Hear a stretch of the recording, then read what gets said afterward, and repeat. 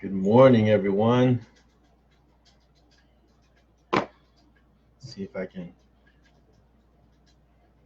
How's everyone doing today? I'm starting with my coffee nice and early.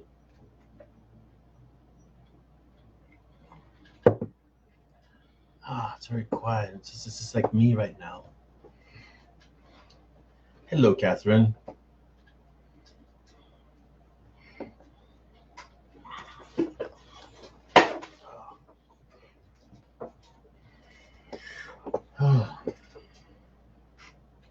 Hello, Lily. How are you? Hello, Barbs.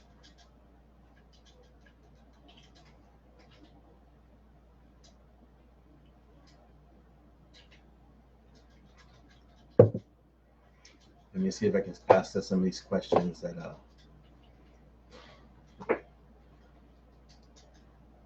Hello, Audrey. Good morning.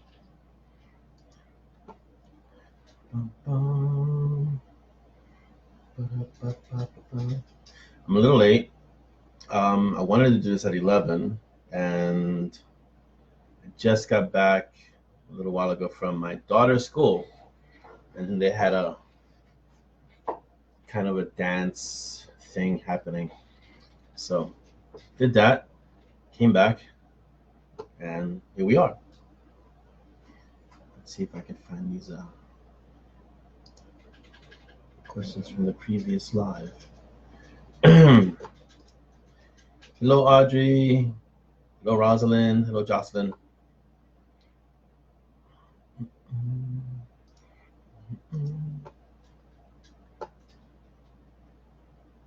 I've got pretty much the morning open, so if you guys have questions you want to ask, this is the time to do it.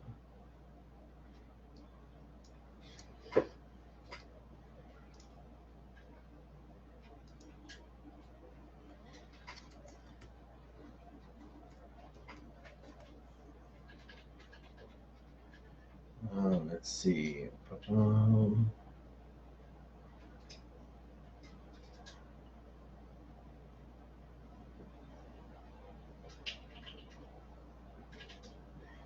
Also, you can put the questions.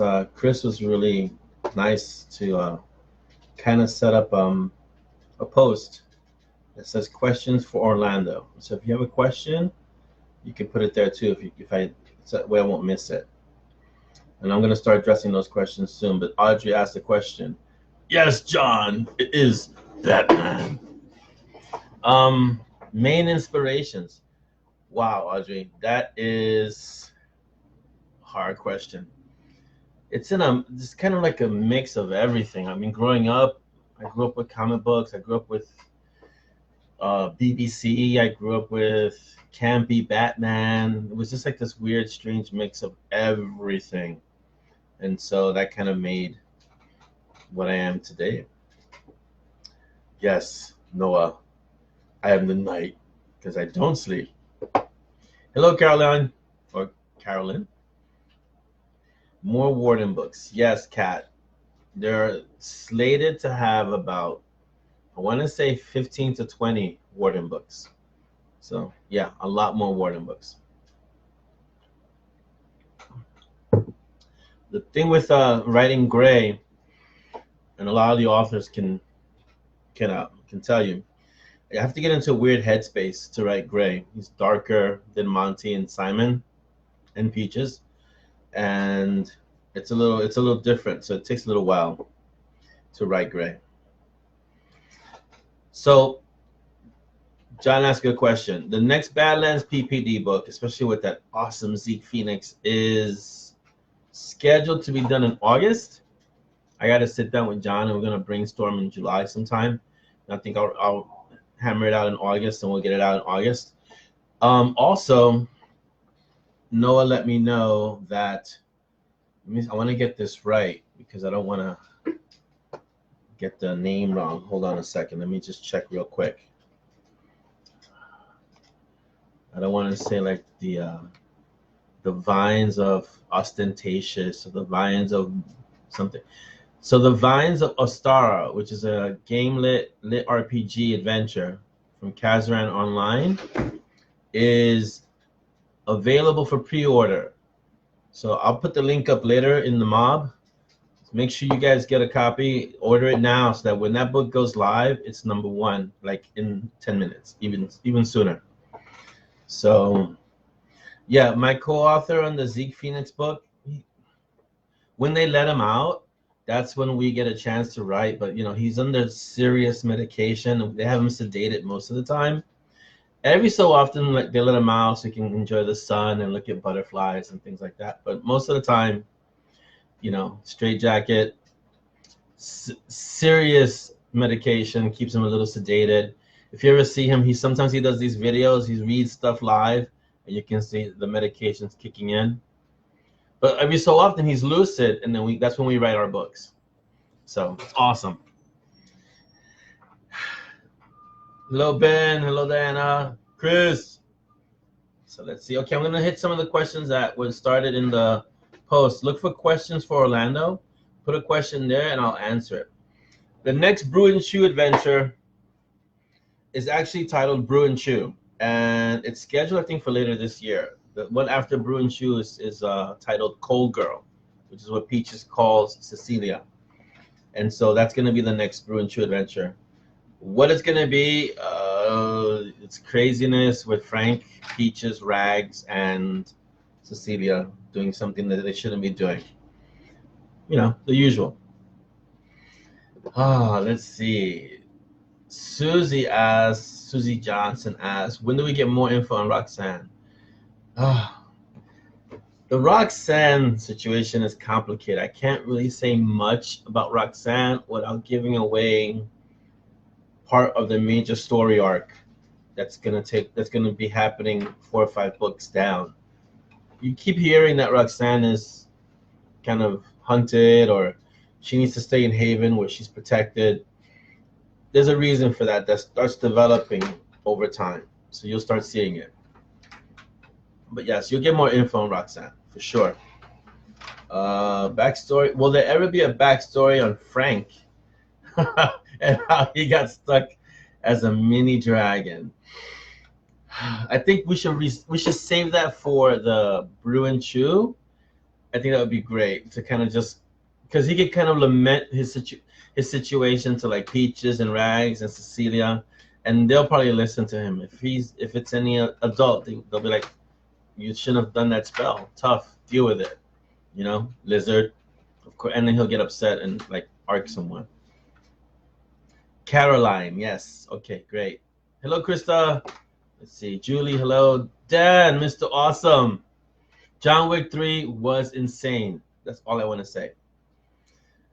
Yes, Superfine's Dirty Druid. Oh, is that that's the companion book, the one that the John and Noah releasing is the companion Silver Cloud's Dirty Sky. It's now Silvervine's Dirty Druid. So go get that copy. Also, I sound like these are commercials, but I really want you guys to get this. John started a PPD store, and it's all kinds of swag. I'm pretty sure he's going to expand on it. So I'll put the link up for that later. Get your PPD / all kinds of swag at the store. Really. The store does well. It'll help out the authors. I mean, you'll get more books. It all has this ripple effect. Plus, you'll have awesome stuff. Like the shirts are great. I'm thinking of getting, like Noah, I want to get like a big banner with all the characters on it. So I think that's going to be awesome. So make sure you go to the store for PPD stuff and get PPD stuff. Dan asks, will Silk ever reappear? Yes. Silk, I'll give you a little spoiler. Silk is one of the 10. That should tell you everything. So, hello Tash, hello Helen, hello Sharon. Let's see what we got. Gotta go drive home. Okay, yes, please, Caroline, drive carefully. You should not be, I don't know how you're doing this and you're driving. Get off the phone and pay attention to the road, please. I want to see, I got to go drive home and then ... So go get off the phone and yeah. Hello, Amanda. Yes, you made it, Sharon. Hello, Amanda. Hi, Ducky. Yes, because that was my nickname in college, Ducky Sanchez. I'll let John run with that. So I'm wearing this shirt because, aside from the fact that this is my night job, it was superhero day in my daughter's school today, and I didn't know. So she's wearing a Superman, Supergirl shirt. It has a super logo. And I said, oh, let me just wear my my night, night job shirt. And there you go. And that's it. And that's why I'm wearing this. Robert, it's good to see you. Thank you for coming. Hello, Sue. How are you? All right, so Chris asks, do your readers occasionally find an Easter egg that your subconscious wrote and you honestly don't remember writing? Well, Chris, I'm going to be honest with you. I honestly don't remember half of Monty at this point. There's so many things out there. I don't remember writing. I barely remember my name in the morning. There you go. No, but seriously. The Easter eggs are deliberately random. It's really strange. Like, I'll be writing, and like for the last short story, there's a great Monty Python's Holy Grail Easter egg in there, which is like Monty is saying something about how it's dangerous, and right there, Simon goes, "Do you think we're gonna get it? We'll be in peril?" And Monty goes, "Of course we're gonna be in peril. Weren't you paying attention?" But it's this stuff is so in my head that it just comes out without me thinking about it, and it's almost like it's waiting for a moment to just go, "This is where it works." And so, yeah, a lot of it is subconscious, but a lot of it is also very deliberate. Like, I don't try to seed the book with Easter eggs. They just come out, and they just arrive. But a lot of it is like, well, I'll go back and read it and go, oh, yeah, okay, that makes sense. Like, a lot of the Star Trek references, like when Simon or somebody else says, yeah, I thank you for the assessment, McCoy. Something like that will come out. And it's already there. It's just kind of waiting to say, okay, this is the moment to drop, and it'll come out. Yeah. Hello, Bernice. Yeah, Dan.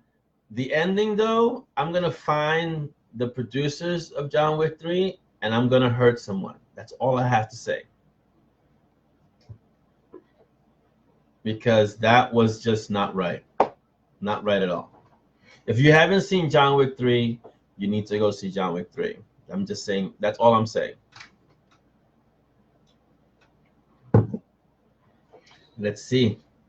I see more comments. I'm trying to keep, last time we did this, the comments were going so quickly that I couldn't, keep up, but I'm trying to keep up. Let's see. Sneaky Iron Rhino. Yes, I'm creating an Iron Rhino shirt for authors. So for those of you authors who really train and need rhino skin, because sometimes you'll have people who say things. One of the things I learned early as an author, as a writer, is you have to develop rhino skin. When I say rhino skin, it means you just got to be tough in terms of you cannot let bad reviews get to you. You can't let comments stop you from your writing. You'll hear people say, oh, I could have written that better, or why are you even writing, or you should stop writing, or this isn't really what you should be doing. And you have to develop a really tough skin. So I figured you needed rhino skin. That's pretty tough. So that's what I suggest all authors get, rhino skin. And that's why you'll hear that a lot. And the Iron Rhinos is just basically, there's a bunch of authors who go to the gym. It's me, Jonathan Yanez. There's a few others who we send videos to each other, pictures of what we're doing in the gym. So we started calling them the Iron Rhinos. I hope things are well in South Africa, Bernice. You haven't missed anything, Shell. I'm just hanging out with you guys and talking. Yeah. Oh, you're explaining who Peaches is to the hubby. That's a conversation I'd love to hear. Well, it's a dog. Is it a dog? No, it's a hellhound. So it's not a dog. It's a hellhound. How did he get a hellhound? Well, Hades gave it to him. So Hades gave him a dog. No, Hades gave him a hellhound. And the hellhound talks? Well, not at first. And so I'd love to hear how that conversation goes.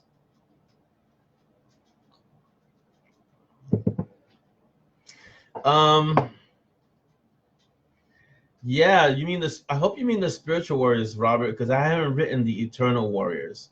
So, yeah, if you read the Eternal Warriors and they were by me, you've stepped into a parallel dimension. Just so you know.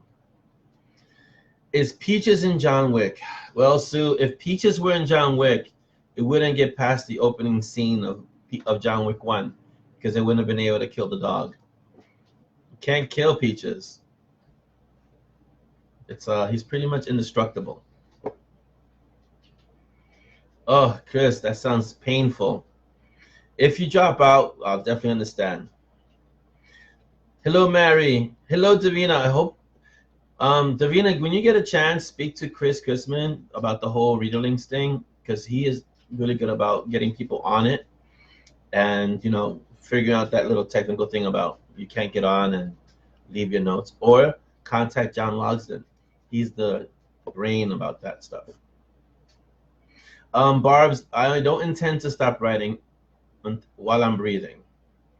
I have the same sickness that John Logsdon has, which is we'll be writing something, and then like 3 or 4 stories. It would be great if it was just 3 or 4 stories. It's usually 3 or 4 series will come and assault your brain.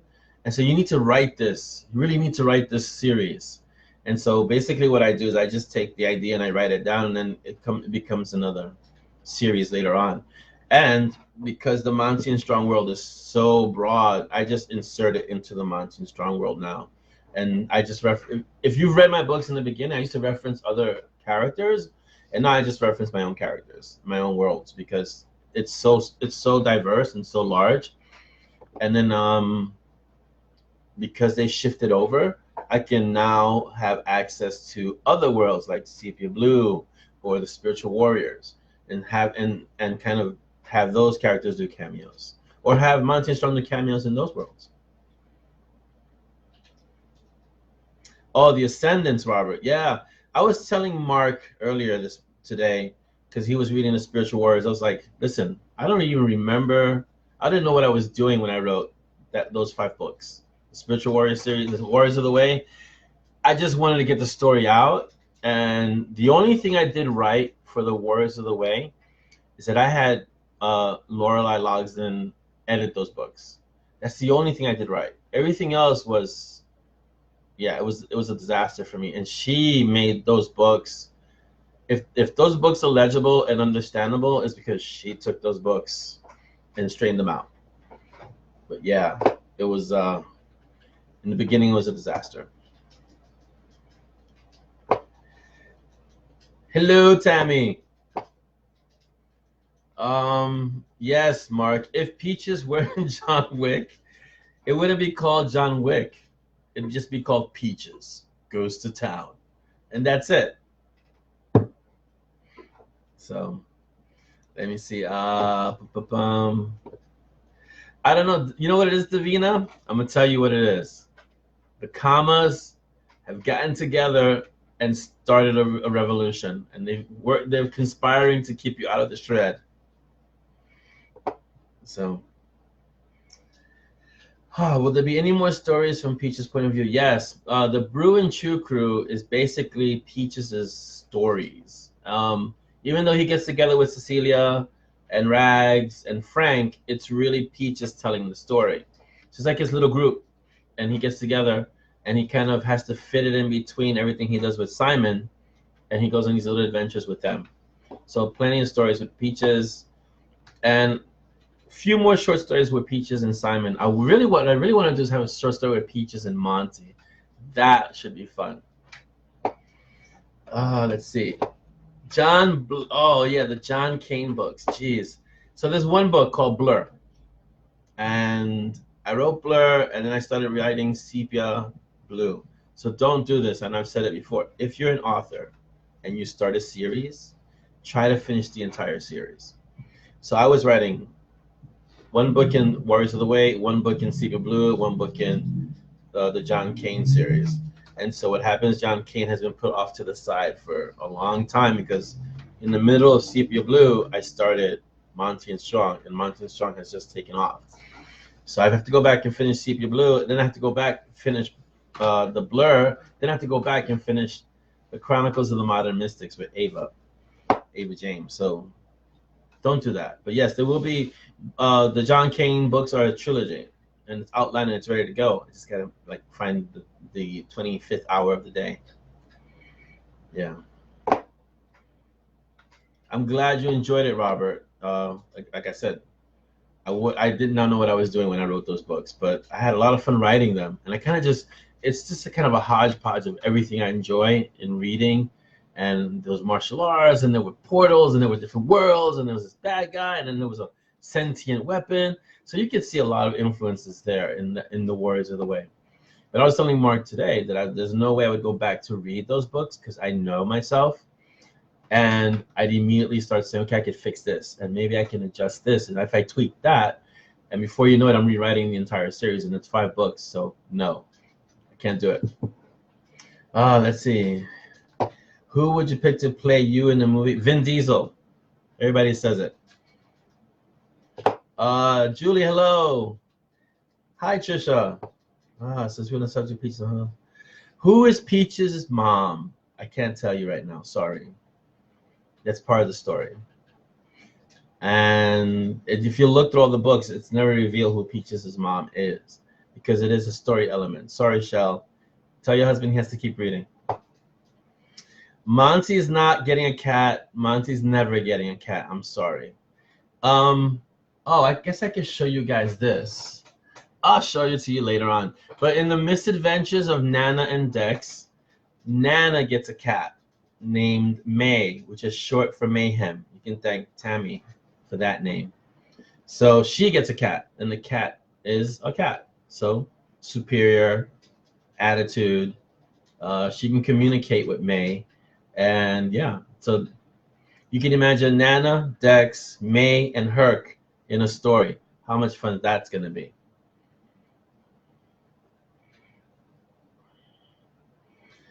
Sharon, stop driving and paying attention to this. You should get home. Let's see. How hard is it to stick? Dan asks, how hard is it to stick to one series set of ideas before jumping to the next one? Blackjacks. I mean, Dan, if you have my condition, which is storyitis, it's really hard. As I'm writing a story, I'll get 3 or 4 or 5 story ideas that usually blossom into a series. And recently, like I know I explained it in the last video, as I was writing this, and then Mark and Gemma were talking about what city should Monty and Simon visit to destroy, or as we call it, redecorate. A story came from that. So I created a group called Aftermath, Damned, which is the people who clean up after Monty and Simon obliterate everything. And that's going to be a series. And I already have a cover, I have an outline and everything. So it just happens like that all the time, Dan. It's nonstop. Assassin's Apprentice, Patty asks. Hello, Patty. The Assassin's Apprentice is 3 books. Everybody, so you have The Birth of Death, Everybody Dies, and Phoenix Rising. Those are the 3 books. And they're already outlined. I just got to write them. So maybe I should just clone myself, and then I could have 2 of me or 3 of me just writing. Yeah. Yeah, Davina, I never go back. I don't go back to old books because I know myself. And yeah, it won't work. Yeah. Hello, Rebecca. Hello, Maureen. Man, I can't wait. Yeah, I had cats when I was young, but I'm definitely a dog person. I can kind of appreciate people who like cats because, you know, cats are cats. But I'm really a dog person. Dogs actually, in my experience, dogs actually show you they care about you. Cats are like, you're lucky that I've allowed you to breathe the same air that I'm breathing. That's my take on cats. That's how they behave towards humans. And so, yeah, I'm not a big fan. I like dogs like, you're back. Oh, I missed you, even if it was like 2 minutes ago. You know? So, time travel loops. That's in the butterfly paradox, Chris. So that's actually a time travel story that I'm scheduled at some point. I got to sit down with Jim Ziller and work on some quantum mind melting stuff. And then we can put that into the butterfly paradox. And that'll be fun. Yeah. That's going to be a whole series. Not set in the Monty and Strong universe per se, but because they're time travel, they can be set in any universe because they can go anywhere. which would be awesome to have them kind of pop up in different books. Let's see. Yeah. Ever anything in outer space? Yes, Audrey. The Blackjacks are in outer space. Noah keeps giving me grief about what genre am I not going to write in. I haven't written a Western yet, or erotica. So maybe I'll try a Western erotica. The Blackjacks are an outer space story. Think Firefly, meets Star Wars type thing. Yeah, exactly. Yeah, cats own humans. We don't own them. That's exactly it. Um, yeah, my daughter's allergic to cats, which is why we will never have a cat because she immediately the dander, whatever it is, the hair, it's not a pretty sight. It's like allergies times 10. So we won't ever have a cat. And then our dog, she's fine with. So we'll be dog people for the duration of her life. Yeah. Ziller, I've had some in-depth conversations with Ziller, and all I can say is I'm glad I had coffee because we have gone down some rabbit holes. It's like, whoa. Hello, Stacy. If I haven't said hello. And yeah, I've had some conversations with him, and we talk all the time, and we bring up subjects, and he'll try and melt my brain. So Ziller and I have this weird thing, and notice we refer to him as Ziller now because he's been immortalized in the books as Ziller. Jim and I have this thing where he'll send me a topic about something, and it may seem obscure, and it happens to be just the thing I need for a book for a story, and I'm looking at. How do I do this, or how can I explain this theory, and then Jim will send me something, and I'll look at that and I'll go, wow, that's exactly what I needed right now. Thanks, Jim. So we kind of have this quantum brain link where it's spooky action at a distance, because we'll be discussing stuff and it'll come up just like that, and then I can insert it into a book. It happened a lot with the Blackjacks too, because we're discussing quantum stuff, and Craig Zimick, the dragon, helped a lot with the Blackjacks. Yeah, no, Mark, thanks. No, pass. Does a Peaches coffee mug exist? Yes, if you go to Zazzle, at the M&S store, there's a mug that's just Peaches' big face. But you have this one too. I can't see if I can put it up closer. See this one? This is art. If you look at this carefully, so I'll show you the three sides, hopefully without spilling the coffee. This is art by Galen Dara. She's a award-winning artist that she does a lot of sci-fi stuff, and she's been on Hugo-winning books, Nebula-winning books. She does a lot of sci-fi stuff. And I tracked her down because I saw her work, and I said, I need a Monty and Strong done by her. And so it took a while to track her down. Then it took even longer to actually commission her to do the work, but she did it, and it's amazing. It's amazing. It's at the store. This exact mug is at the store. So yeah. So yes, and you'll find other mugs there, Ebony, that are just peaches. And I think there's one that says peaches and then meat is life, because of course, for peaches, meat is life. A Western with ninjas, Dan? Yeah, I'm gonna pass. I'll let Noah write that one. Did I know Ziller before I started writing? I've always known Ziller. That's it. That's the answer. Everything is connected. Exactly. A random Dex appearance. Where, Rebecca? Where do you want Dex to appear? Anywhere, anytime Dex appears, he steals every scene he's in. Hello, Laurie. Hello, Carolyn. Dusk Till Dawn. I like that movie, actually. It was a good Tarantino flick. It was very pulpy. Chris, I was looking. Somebody gave me information on steins, not Stacy, but actual steins. 30-ounce and 24-ounce steins. To get them done, I'm gonna see if I can get them done with Monty and Strong logo. The logo that I've been showing the pack. I haven't shown the mob yet, but there's a logo that's being worked on that I've shown the pack. That's pretty awesome. I'm gonna see if I can get that worked onto a mug. It's gonna be awesome. That's gonna be fantastic. Let's see.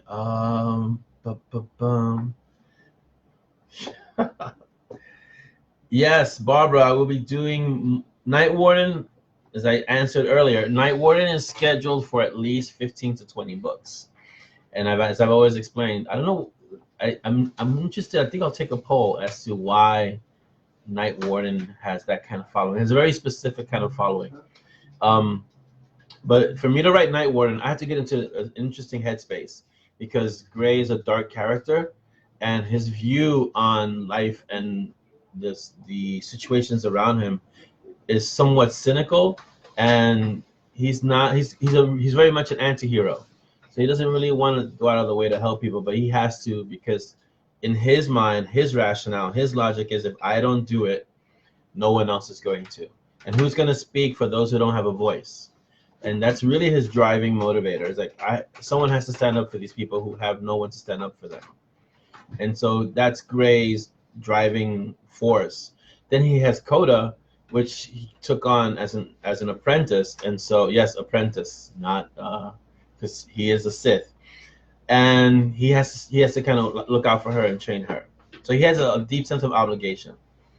Yeah. So yes, there will be more Night Warden. Yes.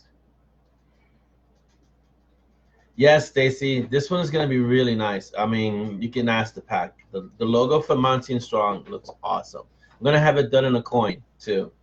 So that's going to be awesome. It'll be Monty and Strong on one side and Peaches' face on the other side. Yeah. Yeah, Stacy, that's pretty much it. He's a tragic hero with kindness. And because he's dying, because even though he has the sword, he has Izanami, the sword only stopped the process. It didn't reverse it. So it's kind of like he's in stasis, and so it's not that he's getting better. He's still dying, but so far it's been stopped. And so he sees life from the point of view of a person who has limited time, even though he's a mage and they live for a very long time. But he's also a dark mage. So he's kind of on the fringe of the mage community as well, because most mages won't associate with him because he's a dark mage. And he makes he doesn't explain why he's a dark mage. He's just like, hey, this is what I am. Deal with it. You want my help? You get my help. You don't? You don't. Yeah.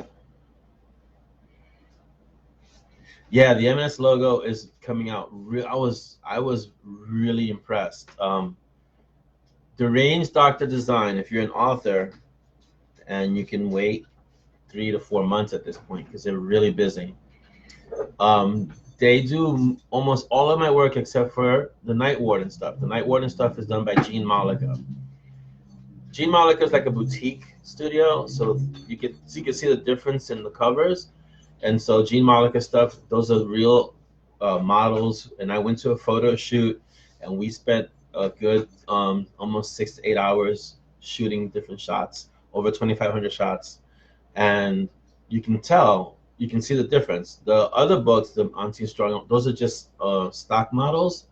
But the Deranged Doctor Design is so awesome that they take those models and they make the covers look fantastic. So yeah, and they do all my other stuff. So the banner over the mob, they created that in the room. They're creating the logo. They do all my covers, with the exception of Night Warden. Deranged does everything. Did we ever get a logo? Yes, Maureen, it's in the works. Yeah. Yeah, Stacy, he's very much kind of the opposite of Simon. It's interesting that you make that juxtaposition because he is kind of the opposite of Simon in that regards. But he's older than Monty. And I kind of like the fact that he kind of he lets Monty know, hey, I can kick your ass if I need to. Maybe not. Monty's not exactly a pushover either, unless he's facing TK. And then anyone who's facing TK kind of should just walk away while they still can. Hello, Susan. Yes, Gray makes no apologies, Sue. He makes no apologies for who he is and what he is. Yeah.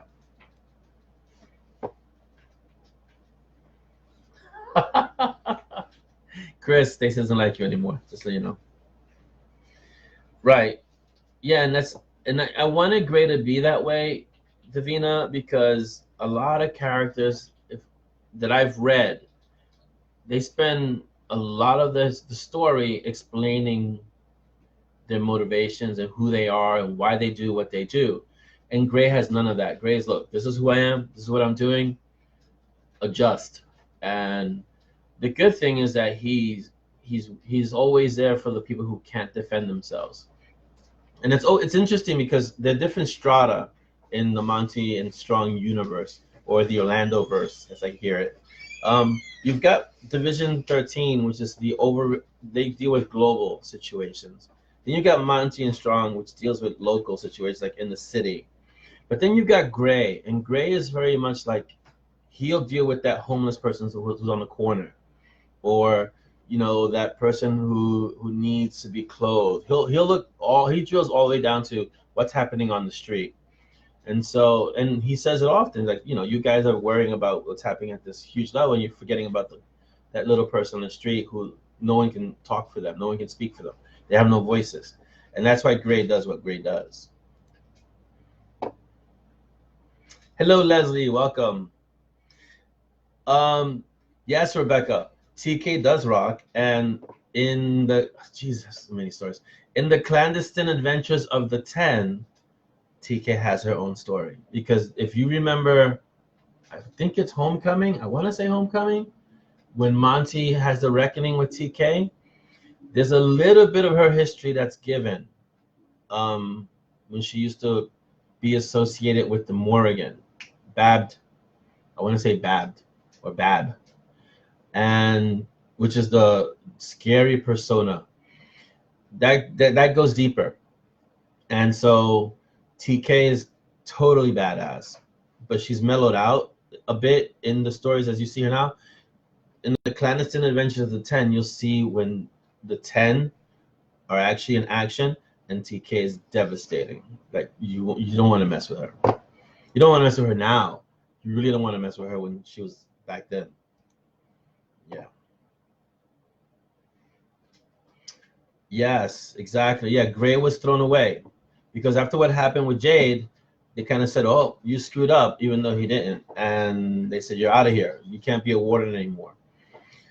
And so he knows viscerally, he feels exactly what it means to be discarded, what it means to be an outcast.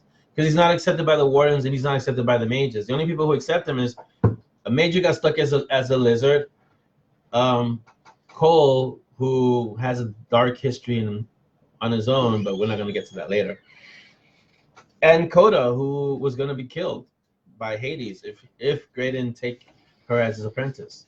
So yeah, it's basically a group of outcasts led by an outcast in the dive.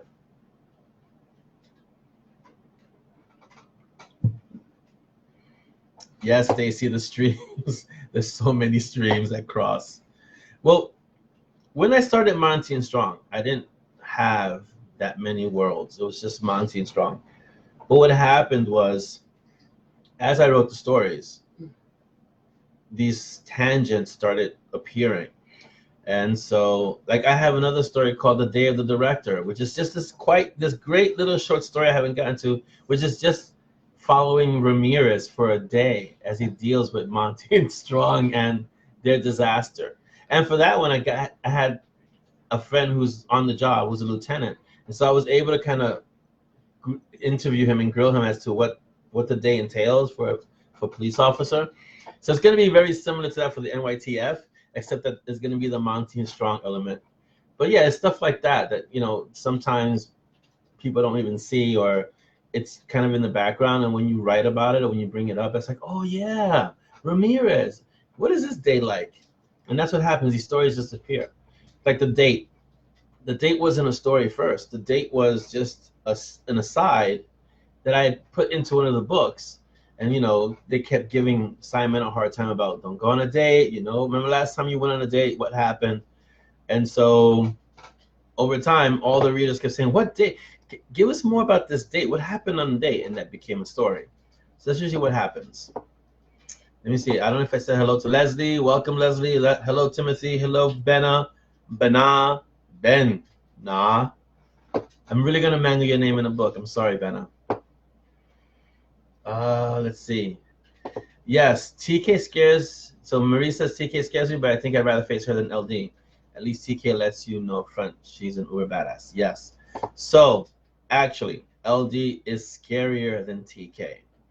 It's just that TK balances out LD, because LD is, imagine if he's with TK, it's not because he's a wimp. He has to be as strong or stronger than TK for her to even be with someone like that. So he's stronger or as strong as TK. It's just that she's his buffer. She keeps him even keel. So LD without TK would require serious intervention. So yeah. And likewise, if something happens to TK, LD would go on a rampage requiring the Dark Council to stop him. Yeah. Oh, let's see. So Dan asks, can I foresee writing an event series where all the characters could cross over to one Secret Wars type? Sorry. Oh, Dan, you don't even know what you're asking. That is so hard to do. If I had to bring every character at this point, that's gonna be like a tome. It'd have to be like a series of like 15, 20 books, or just one massive story, one in like Infinity War type endgame thing. Yeah. I think I'll keep them kind of separate but together for now. It makes it easier. Plus, there are people who like certain books and who don't well, I won't say don't like, but prefer. Like there's a serious Night Warden contingent that that doesn't feel so great about Monty and Strong, even though Peaches is there. But then there's this really strong vocal sepia blue group who's like, when are the next books coming out? And so I kind of have to keep all those books and worlds separate, and maybe I can do one where they all cross over. It's like this thing that's going to eliminate everything and they can all cross over. Maybe. We'll see. Let's see. What do I bench? This morning I benched 335 for 5. I initially thought it was 375, but when I did 315 and my brain said there's no way you're going to do 375 today, then I looked again because I have it all written down. It was 335. It's like, yeah, that makes sense. And then even 335, Josh, my son, had to kind of like spot me for the last 2 because it was getting heavy at 335. Well, Davina, I will finish Sepia, Kane, Ava. I will. It's just that you can't stop the stories from coming. You know. Hello, Rob. Hello, Trish. Oh, Trisha came back. I think she was here before she left. She's back. Hello, Trisha. Welcome back. Yeah, my brain is like an MC Escher painting. Scary. And we don't really know which way is up. What does Zilla think about all the streams crossing? Zilla's one of the reasons the streams cross. So I don't think he has an opinion. He's one of the reasons that it happened. Yeah. Yeah, I apologize, Chris. Sepia Blue. I was in the middle of writing Sepia Blue. Like I had just finished the 3rd book, and I got this idea for the idea that eventually became Monty and Strong, and I showed that to John Logsdon and Ben Zackheim and Eric Knowles, and I showed them. I gave him the chapter. I wrote a chapter out, like kind of like a treatment of Monty and Strong, and he was like, "Okay, whatever you're writing, you need to stop and write this right now." And I was like, oh, come on, I'm in the middle of a series. And he was like, no, I don't care what you're writing. You need to write this now. And he was right. John was like, I know these characters. I'm here. I'm in the street with them. And for someone to say that, really, like, I was like, okay, I'll work on this then. And you can tell how we get along, because when you read the Zeke Phoenix, we understand each other in terms of how we write. So I value his opinion considerably, and stopped Sepia, and started Monty and Strong. And so, but I will finish Sepia. Yeah. Yes, Davina. TK is darker than LD, and she's more prone to just eliminating someone just because it'll be prudent. But LD would do it because he's upset, which is scarier, because TK would actually think it through.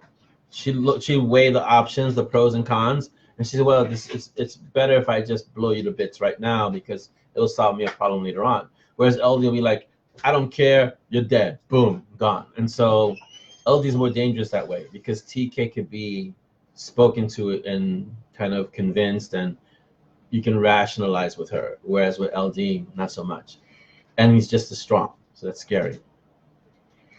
How about a dream? No, I don't do dream sequences in books, Audrey. It seems like a really cliche method of doing this. And it's like in a movie, when you watch a movie, everything happens and at the end it's a dream, and you feel a little cheated. So I don't do dream sequences. That's the same reason I don't really do flashbacks. When I do flashbacks in a book, you'll see it as in italicized, and it's usually like when Simon's remembering something Master Yacht told him, and it's a really short thing. And you'll see it also in the PPD books, like with Hilda and Zeke. Like Zeke will be remembering his childhood with Hilda. And that's the only way I do flashbacks. Again, I don't think they're wrong. I just think that they slow the story down considerably, which is why I tend to be really sparing with them. I don't use them often. Yeah. Audiobooks. Benna, yes. That is a conversation to have. I have some books with Tantor right now, but I won't have any more books with Tantor, and I have to get an audiobook company that's really willing to do it. I'm trying to convince John, but John has like no time. And he did, if you want to hear John's work, he did No God Is Safe, which everybody says is fantastic. But for him to do a full-length book, he really doesn't have the time. Between PPD and everything else, reader links, he'd have to find an extra week a month. And so, yeah. So I'm in the process of getting audiobooks. And I'm just going to pick John's brain and hopefully find some good narrators. I also have another friend, Joe Solari, who just kickstarted an audiobook. So there are options for it. But yes, I realize how important they are. So I am not forgetting about the audiobooks. Yes, Stacy, they did give me great advice. How many stores, books am I writing concurrently? Do I ever get them mixed up? No, Robert, I never get them mixed up. It's really strange. My brain is a very twisted thing. It's like if you ever read Sherlock Holmes and that Mind Mansion, that's exactly what I have. I have this huge house in my head, and every room is a story. And so when I walk into a certain area, I know this is the story. This is what happens. This is the character, and so. But they don't tend to blend. No, unless I'm really tired or haven't had enough coffee, and then I'll stop. Because I don't want to ever mix them up. Oh, so how do we pronounce Ayrton? Is it Ayrton or Arton? Ayrton. I'll just say hello, Ayrton. Hello, Robert. Hello, Howard. Welcome. Oh, is Ayrton the one that got his head glued back together at the Vienna? Is he okay? Yes, Stacy. I moved the universe over for various reasons that I don't really want to get into. But yes, not anyone can join Mountain Strong because I did shift the universe over. I think it was just a step to the left and maybe a jump to the right. I keep forgetting. A Ziller book. See, I tried to write one of those, Rebecca, but future me came back and slapped me in the head really hard and said, don't do this. So I stopped writing the Ziller book. Hello, Sweet Coco. Hello, RC. Hello, Mel. Mel, I just want to go on the record saying thank you for all the history posts that you put up. They're really, really, really helpful. And they make great reading. And at some point, I have to take everyone to Ireland and go visit the Green Isle because it's amazing. Thank you for always sharing those. Oh, let's see. When do I sleep, Robert? When I blink. That's sleeping. So every time I blink, I've just caught like a millisecond of sleep. That's when I sleep. I was at the gym this morning at 3:30, I think. Josh, I was at the gym at 3:30? He's in there somewhere. So I was and then did what I had to do. You don't really feel sleepy after lifting heavy weights. You feel actually really energized and charged. And then did a whole bunch of stuff. Went to go see my daughter at school. And then I said, okay, I have to do my makeup and get ready for, the live event. Yeah, my makeup people didn't come today, so this is what you get. Sorry. Yes, Audrey. I like dream stories, but I've always felt cheated by dream stories. And so that's why I would never use a dream sequence in a book, unless it's something that I could explain in a different way. Yeah, I don't know about Monty and a New York. My New York British accent is horrible and offends anyone who's English. I'm sorry. I would not do that to my UK mob. Hello, Renee. Thank you for sneaking in for a bit. I'm like Mark Wahlberg. Who's like Mark Wahlberg? And mind you, I'm so old that I remember Mark Wahlberg when he was a rapper. So that just goes to show you how old I am. Welcome. I want to say Steven, but maybe it's Stefan. So.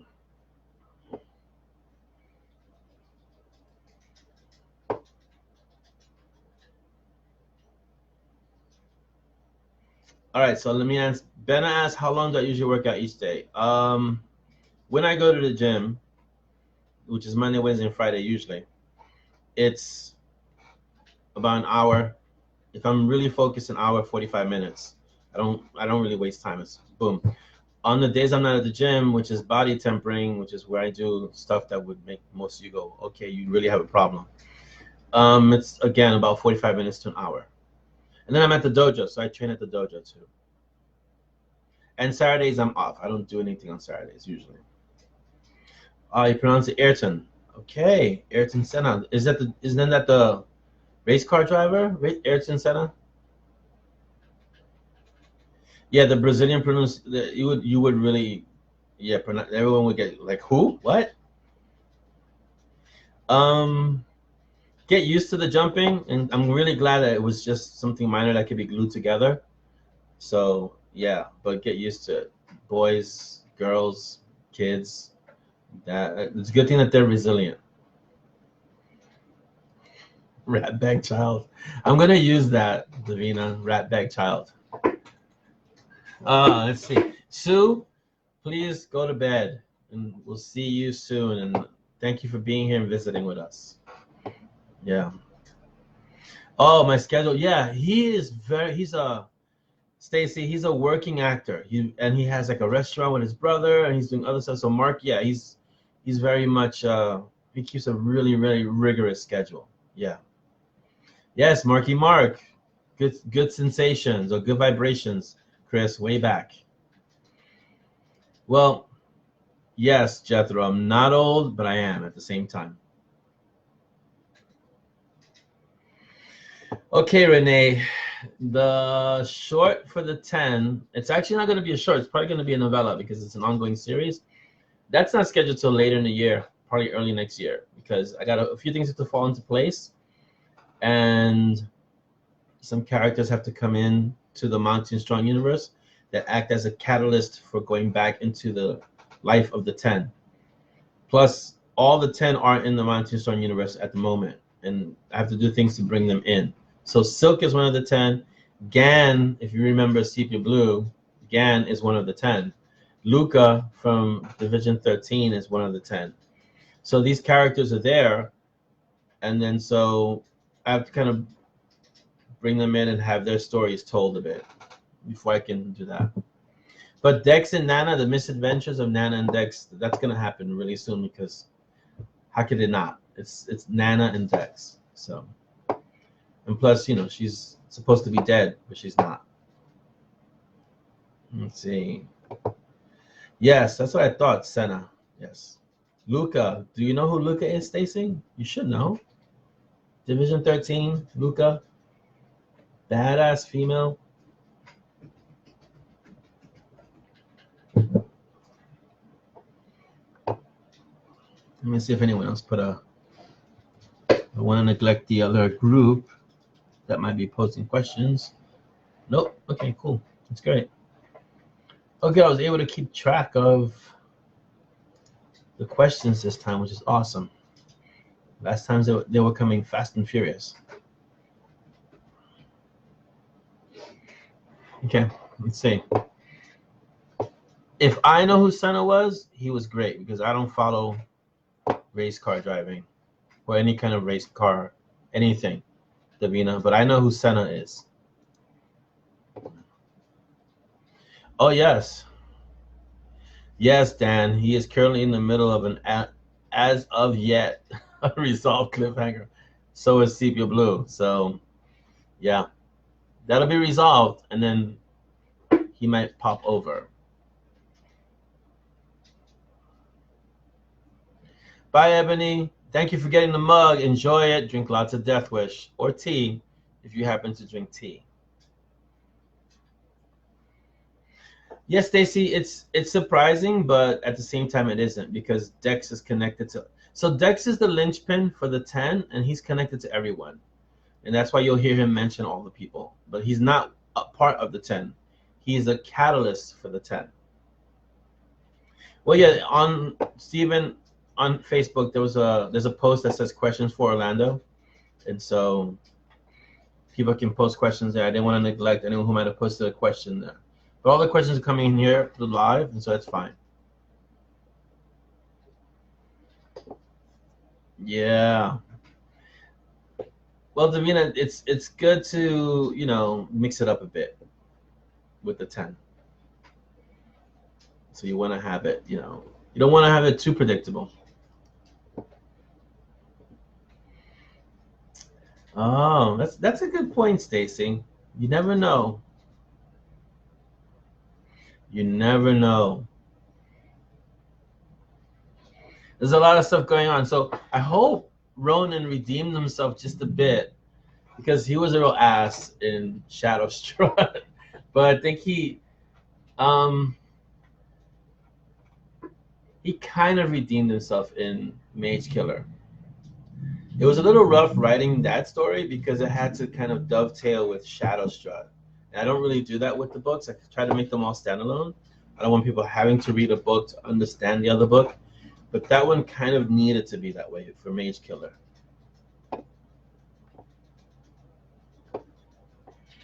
Ah, but you don't know, Davina. Sometimes being the second is really being the first.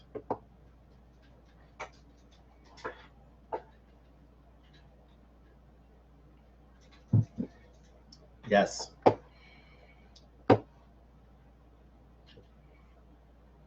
So the short that I just finished, The Perfect Cup, is going to the. Geez, I want to. I know it has to do with the library. Hold on. I got a great note on that short. The note was not enough destruction. I never thought I would see a note that said, you didn't destroy enough things in this book. But that was one of the notes, and it was awesome. It's going to the American Library Association Disaster Relief Fund. So once it goes live, it's an anthology. I don't know who all the other authors. I don't know it's going to have a book in there too, if I'm not mistaken. Once the anthology goes live, because we give the stories in later on, then I'll let you guys know, and then please, because all the proceeds are being donated to the relief fund, to the disaster relief fund. So you'll hear us promote it a lot because it's a good cause, and I'm sure there'll be a lot of good stories in there. So that'll be fun. But yes, I got a note for the short story that said not enough destruction. I was amazed. Just like I got a review, and I don't really read the reviews too much, on Mage Killer that said Ronan is just a pale imitation of Simon. I was like, no, not really. But it was interesting to see that point of view. Yeah. Let's see. No, eligibility on the 10 does not rest upon position. It actually rests on the criteria is very different. What I'll explain once the short stories start. Yes, Honor is playing a very long game. Honor is very much like Hades. So he's playing a really long game. I'm sorry, Davina, the short that doesn't want you to shred it. Yes. See, exactly. I don't know how, Jim, how did you find me? Because I don't remember, I don't know how you found me. Was it through Shane's group? It could have been. Or did you find Shane through our group? All I know is that one day Jim appeared and we knew. We knew that he had appeared and we knew each other already. And that was it.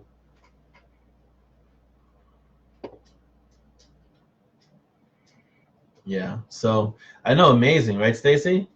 That is amazing.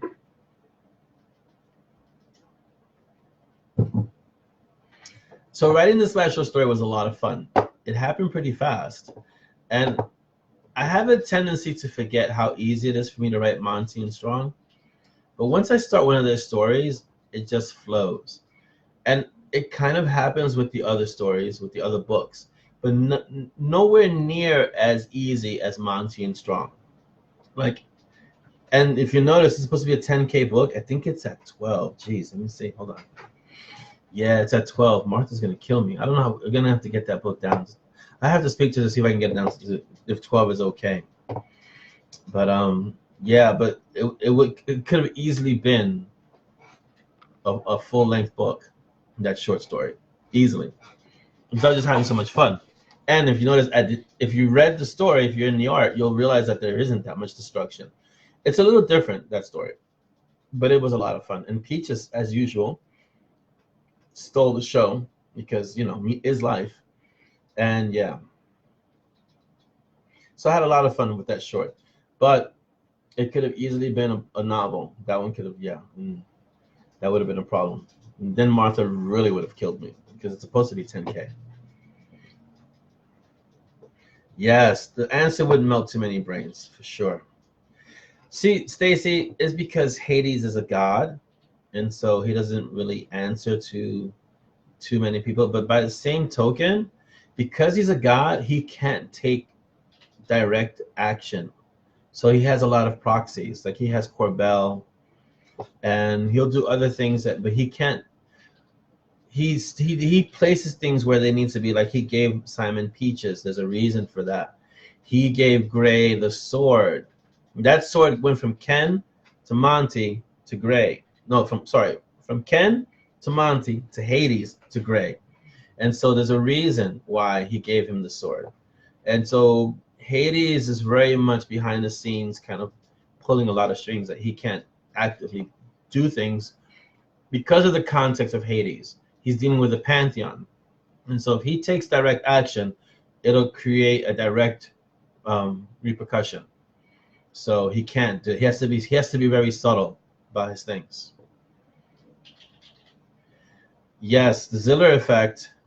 For those of you who don't know the Ziller effect, it just melts brains and obviously influences FB algorithms.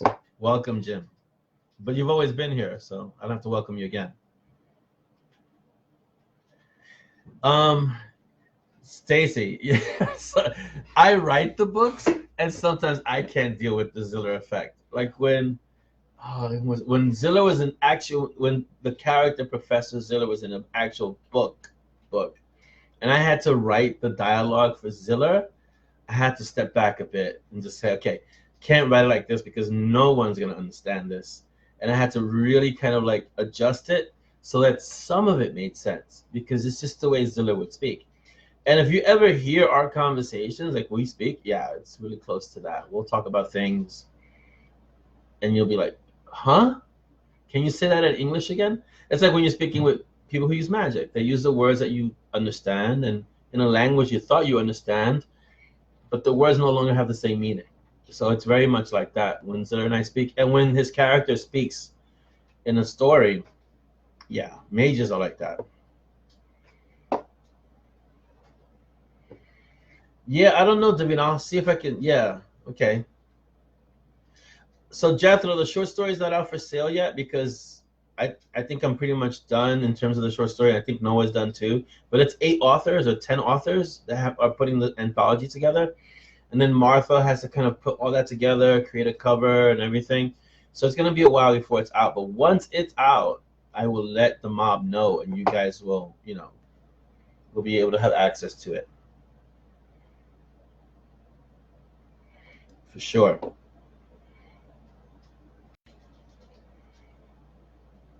Yes, when Ziller was really there. So the fun thing about the Professor Ziller character is that he's going to start popping up because the living library is moving. He's making it so it doesn't stay one place after the last situation.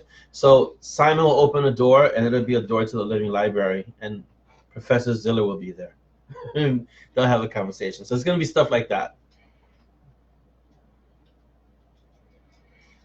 Yeah, it would probably make sense, the time paradox of Endgame, if Ziller explained it. I wasn't crazy about the explanation in Endgame, and it seemed a little, what's the word, half-assed, the way they tried to explain it. So it wasn't crazy. I wasn't crazy about it. How if you go into the past, it's really your future, and then if you change the future, I was like, no, I'm sorry. So, yeah. What Davina said, no one really can deal with it. It really does melt your brain, and then you no longer have a brain that's functional. That's why we call it the Ziller effect for a reason. It's like a disclaimer, it's a warning. If you're in the midst of a Ziller effect, you want to step back and step away and out of the effect as soon as possible.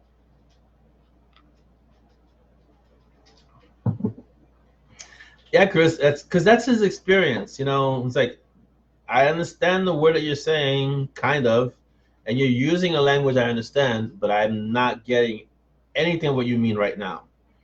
Yeah. Yeah, it felt a little contrived, the end game, Chris. The end game explanation for the time travel. And there was so many, the thing was Swiss cheese. There was so many holes in it. So, yeah.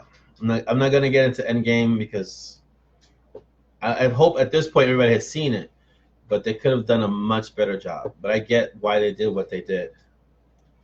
And hey, if I was Marvel and I had a franchise that large with that many characters, it's tough. It's tough to end it, to tie all the ribbons the right way and do it that way in a way that's satisfying for many people. See, Mark, that's a good idea. Because let's say Simon needs to get Peaches some meat. He goes to open the fridge and it's a door to the library. That'd be perfect. Peaches won't be happy, but that would be great.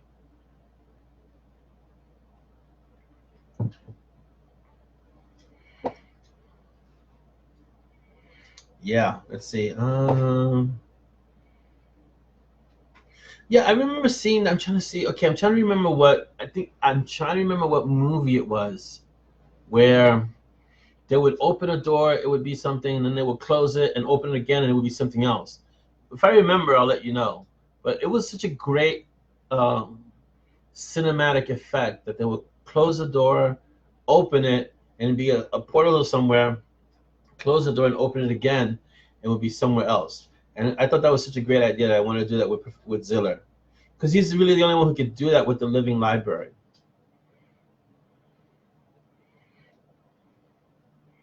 Yeah, that'd be great because if it's gonna be Peaches' fridge, there better be meat in there all the time, all the time.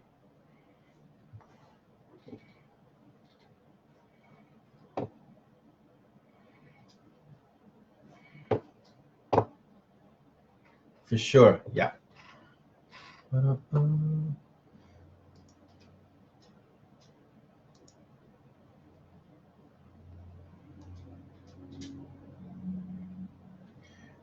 Oh, so I just got a quick. I like how this is like breaking news. So John logs in and Noah are going to do a Kazaran online live event at 12:30, which is 5 minutes from now. So don't feel bad about going and go checking it out, please, because we really want Kazaran online to do well. And you know, John is hilarious, a lot more hilarious than I am. So please, I'm gonna end really quick, so you guys can go. Everybody can go jump over there, and you know, we've already been on for an hour and 10 minutes. Yes, Doctor Strange did have a door like that, Trisha. Yes, and that was in the Spiritual Warriors with the water. Yes, I don't know. I didn't. So I'm gonna be honest and say I didn't really read much of Harry Potter. I think I read the first book and that was it. So, but I think it's a great idea and a great story. And J.K. Rowling is someone to be admired and emulated. She has a great imagination.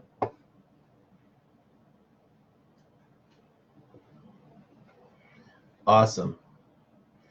All right, guys, so I'm going to wrap this up because I don't want to overlap with the Kazaran online stuff because it's Kazaran, but it's also kind of PPD, and we're all one group.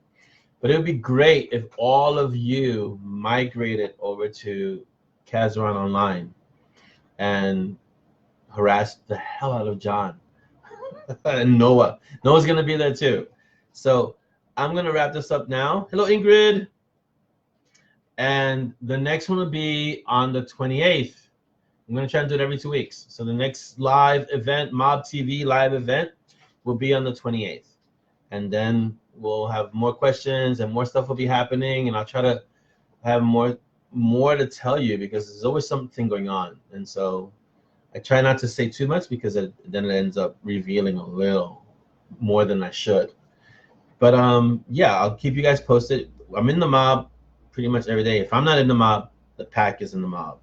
And, you know, we're always there. You know, one of the things I really enjoy about the mob, and I'm going to close with this, is that the whole purpose of the mob is to create a community where you can feel comfortable. So it's very much like the dive. You can go in, have your coffee, have your tea, hang out. I think I was discussing this with Chris the other day.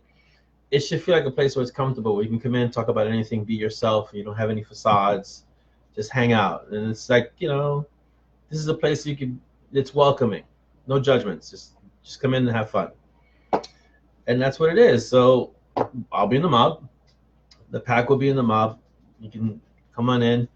The coffee memes are, wow, you guys, I'm proud that you love coffee so much because it's near and dear to my heart. But whoa, you guys with the coffee memes, I'm surprised. Where the tea memes? That's all I'm saying. Coffee memes are out of control. Tea memes should be on par. That's all I'm saying. Davina, no, don't do that. Yeah, not with Ayrton in the room. No, please don't. All right, so I'm gonna close. Get the latest PPD book. Get the Vines of Astara, Silver Vines, Dirty Druids. It's really called Vines of Astara. It's up for PPD. It's up for pre-order. Sorry, not for PPD. It's up for pre-order. It's Kazaran online. They're gonna go on about a few minutes. Get the pre-order because it helps the sales when the book goes live. So get it, all right? And go to the PPD store and get some swag. And I'll put up some links for some other stuff later on. And go hang out with John and Noah. I'm going to go do some other things and start Monty and Strong 9. And you guys have a great day. I'll be in the mob, popping in and out. And if you have any other questions, feel free to post them. And, you know, I'll answer them. Have a great rest of your day and a fantastic weekend. And don't forget, meat is life. And enjoy. And I'll try to get the short story to those who aren't in the art as soon as possible. All right, take care, guys. It's great. Thank you all for being here and jumping in and visiting.